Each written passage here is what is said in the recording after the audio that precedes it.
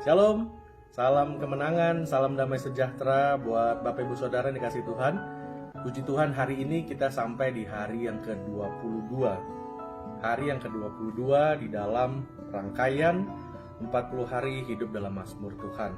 Puji Tuhan, saya mau ajak saudara melihat Mazmur pasal yang ke-126. Mazmur 126, ayat pertama sampai ayat yang ke-6. Dikatakan, pengharapan di tengah-tengah penderitaan. Nyanyian ziarah ketika Tuhan memulihkan keadaan Sion, keadaan kita seperti orang-orang yang bermimpi. Pada waktu itu mulut kita penuh dengan tertawa dan lidah kita dengan sorak-sorai. Pada waktu itu berkatalah orang di antara bangsa-bangsa, Tuhan telah melakukan perkara besar kepada orang-orang ini. Tuhan telah melakukan perkara besar kepada kita, maka kita bersuka cita.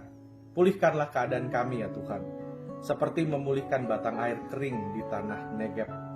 Orang-orang yang menabur dengan mencucurkan air mata akan menuai dengan sorak-sorai.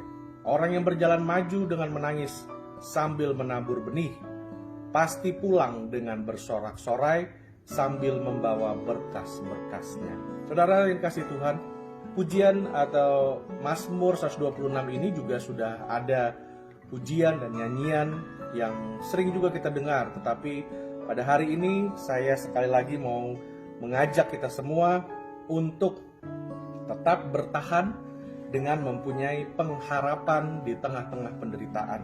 Nah, pengharapan yang membuat kita bertahan, Bapak Ibu Saudara, adalah seperti pada waktu Tuhan memulihkan keadaan Sion yang pada masa itu sungguh sangat menyedihkan, dan dipulihkan.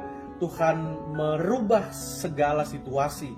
Makanya dikatakan setelah itu keadaan kita seperti orang-orang bermimpi.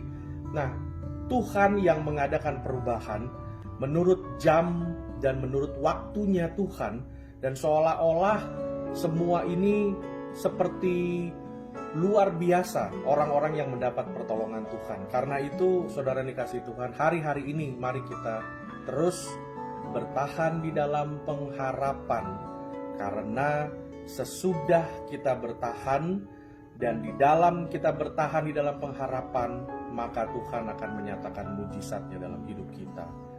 Baik Bapak Ibu Saudara, terus berdoa, terus bertahan, karena pengharapan kita di dalam Tuhan tidak akan sia-sia.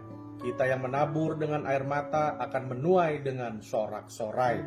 Disitulah pengharapan kita yang tidak sia-sia. Tuhan Yesus memberkati, sampai kita ketemu di kesempatan yang lain. Haleluya.